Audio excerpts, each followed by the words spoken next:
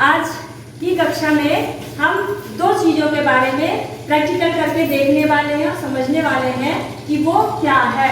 हमने पढ़ा है परिवर्तन, सभी ने पढ़ा है विज्ञान में। परिवर्तन क्या होता है? किसी भी वस्तु, व्यक्ति के किसी गुण, चाहे वो भौतिक हो या रासायनिक गुण हो, रंग रूप, किसी भी प्रकार का जो भी उसमें चेंजेस आते हैं वो परिवर्तन कहलाते हैं। ठीक है, यहाँ पर हम दो परिवर्तनों की बात करेंगे, भौतिक परिवर्तन और रासायनिक परिवर्तन। पहले देखते हैं कि भौतिक परिवर्तन क्या होता है। भौतिक परिवर्तन वे परिवर्तन होते हैं जिस परिवर्तन के फलस्वरूप कोई नया उत्पाद नहीं बनता है। ठीक है, और परिवर्तन के बाद भी जो पहले वाला जो उत्पाद है या जो पदार्थ है वो फिर से हमें प्राप्त हो जाता है। तो ऐसा परिवर्तन कौन सा परिवर्तन कहलाता है? भौतिक परिवर्तन। Very good. रासायनिक परिवर्तन, जैसा कि नाम है रासायनिक, तो जब कोई रासायनिक परिवर्तन होगा या रसायन के फलस्वरूप होगा तो उसका जो उत्पाद है वो वापस से अपने मूल जो होगा उसमें वापस वो नहीं परिवर्तित हो सकता। ठीक है, तो रासायनिक परिवर्तन वे परिवर्तन होते हैं जिस परिवर्तन के फलस्वरूप कोई नया उत्पाद का निर्माण होता है और वापस से पुनः जिस अवस्था से प्रारंभ किया था उस अवस्था का जो प्रोडक्ट है वो हमें प्राप्त नहीं हो सकता। तो वो क्या कहलाता है? रासायनिक परिवर्तन। अब हम करके देखते हैं कि कैसे होते हैं रासायनिक परिवर्तन। इसमें बहुत सारे उदाहरण हैं। पहले हमारे पास जो अपरेटस है वो आप लोग देख लीजिए कौन कौन से हैं। ये जो छोटे से ट्यूब, आपने इसके पहले परख नली देखी थी? नहीं देखा था परख नली? परख नली आपने नहीं देखा था? इसके पहले जब हमने प्रैक्टिकल किए थे तो हमने इन टेस्ट ट्यूब्स का प्रयोग किया था। Yes, ये टेस्ट ट्यूब है और हिंदी में इन्हें क्या कहते हैं? परख नली। अब देखा था? हाँ, ये भी एक प्रकार की परख नली है जो हम अभी खोलने जा रहे हैं। तो क्या ये इसी परख नली की तरह है? है, लेकिन ये छोटी है ना। तो ये जो टेस्ट ट्यूब है इसे इग्निशन ट्यूब कहते हैं। क्या कहते हैं? Ignition tube. इसमें कोई भी पदार्थ रख करके जब हमें कुछ भी बनाना होता है तो उसमें पदार्थों को रख करके इसे जला करके और उसमें फोड़ दिया जाता है, फिर छान करके हम उस प्रोडक्ट को यूज़ करते हैं। तो क्या है? ये इग्निशन ट्यूब है। ठीक, ये क्या है? हमारे पास बीकर है। ये छोटे बड़े सभी साइज़ के आते हैं। हमारे पास 50 ml का है। ये क्या है? मेजरिंग सिलेंडर है। इसमें से हम क्या करते हैं? मेजर करते हैं। कोई भी चीज़ जब हमें नाप करके प्रयोग करनी होती है तो इसमें निशान बने हुए हैं, इस पे हम नाप करके उस विलयन को प्रयोग करते हैं। ठीक, ये हो गया। और हमारे पास ये है, क्या है? पोर्सिलीन की प्याली कहते हैं इसे। क्या कहते हैं? पोर्सिलीन की प्याली। ठीक है, ये हमारे पास वॉच ग्लास है। ठीक, अब चलो हमारा प्रैक्टिकल शुरू करते हैं। तो सबसे पहले हमने भौतिक परिवर्तन को पढ़ा था कि वो परिवर्तन जिससे कोई नया उत्पाद नहीं बनता है तो भौतिक परिवर्तन कहलाता है। हमारे पास एक क्या है? मोमबत्ती है ना, इसको हम जला के देखते हैं।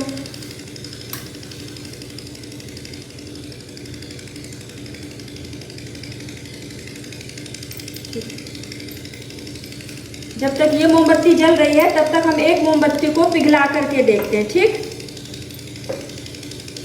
इसी में से थोड़ी सी मोमबत्ती को पिघलाते हैं। अब यहाँ आप लोग नोटिस करते जाइएगा। ठीक है, क्या हो रहा है? क्या हो रहा है? कुछ दिख रहा है? क्या दिख रहा है? मोमबत्ती पिघल करके गिर रही है ना। पिघल के देखिए आपकी प्लेट में दिख रहा है। ठीक, ये हो गया मोमबत्ती का पिघलना। तो मोम पिघलने के बाद क्या इसने दूसरा रूप ले लिया कि मोम ही है? अभी भी मोम ही है। तो मतलब इसका कोई उसके आकार, रूप, रंग में कोई परिवर्तन नहीं हुआ ना। नया पदार्थ बना क्या? नहीं बना। तो मतलब कि मोमबत्ती के पिघलने या मोम के पिघलने से कोई नया उत्पाद नहीं प्राप्त हुआ। तो ये कौन सा परिवर्तन हुआ? जोर से बोलो। अब यही मोमबत्ती जल रही है, पूरी जल जाएगी तब ज़्यादा क्लियर होगा। जलने के बाद क्या ये वापस हमें वही मोमबत्ती मिलेगी? नहीं मिलेगी। तो ये कौन सा परिवर्तन हुआ? कौन सा? रासायनिक परिवर्तन हुआ, क्योंकि इसके बाद तो कुछ नया ही बन जाएगा ना। तब ये मोमबत्ती नहीं रह जाएगी वैसे ही। ये कौन सा परिवर्तन हुआ? रासायनिक परिवर्तन। ठीक, अब ये क्या है? हमारे पास क्या दिख रहा है? कागज। कागज को हमने फाड़ दिया, कागज का फटना फाड़ दिया, कुछ अंतर आया? अभी भी कागज ही है ना। ये क्या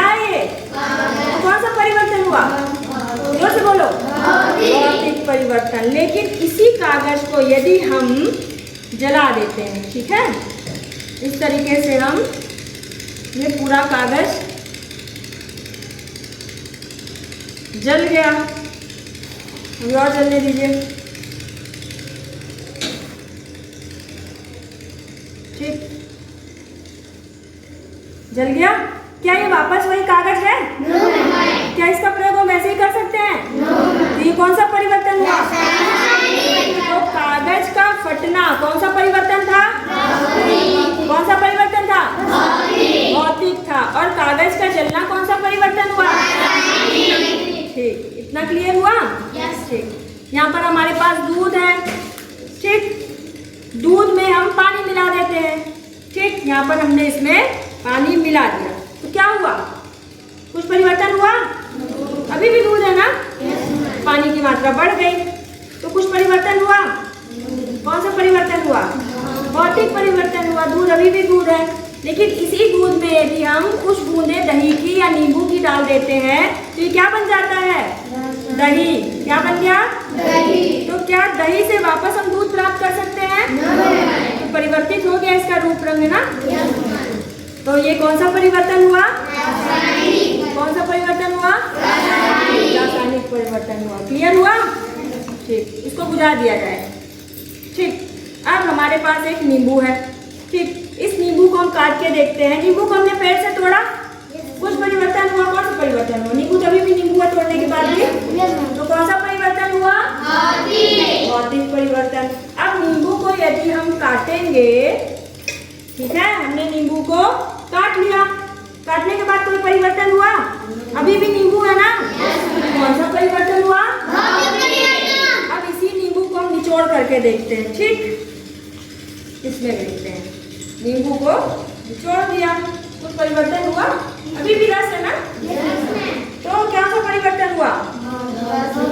अब तो अब उससे हम वापस ये नहीं प्राप्त कर सकते ना, कौन सा परिवर्तन हो गया? हाँ, लेकिन नींबू का जो विटामिन सी और जो वैसे गुण है वो हमें वापस वैसे ही प्राप्त होंगे, ठीक है। हमारे पास चीनी है, चीनी को यदि हम पानी में घोल देते हैं तो ये कौन सा परिवर्तन होगा? चीनी से वापस हमें चीनी का नमक मिलेगा। यदि हम चीनी को पानी में घोल करके काफी देर पका देते हैं तो फिर से चीनी के वैसे ही रवे बन जाते हैं, बन जाते हैं। चीनी को यदि हम पानी में घोल करके और क्या करते हैं, कुछ देर पकाते जाते हैं या यूं ही छोड़ दिया जाए तो चीनी के रवे हमें पुनः प्राप्त होते हैं, ठीक। ये कौन सा परिवर्तन है? परिवर्तन है। इसी तरह से नमक को यदि हम पानी में घोलते हैं और उसको कुछ देर छोड़ दिया जाए तो वापस से क्या मिलता है? ये कौन सा परिवर्तन है? परिवर्तन हुआ। अब ये बताइए कि किस किस को दोनों परिवर्तन क्लियर हुए, समझ में आए? सबको समझ में आया? फटाफट रिकैप करते हैं। भौतिक परिवर्तन में क्या होता है? वह परिवर्तन जिसमें कोई नया उत्पाद नहीं बनता है वो कौन सा परिवर्तन होता है? और वो परिवर्तन जिसमें परिवर्तन के फलस्वरूप कोई नया पदार्थ का निर्माण होता है और पुनः हम पहले वाले पदार्थ पे नहीं पहुंच सकते तो वो कौन सा परिवर्तन है?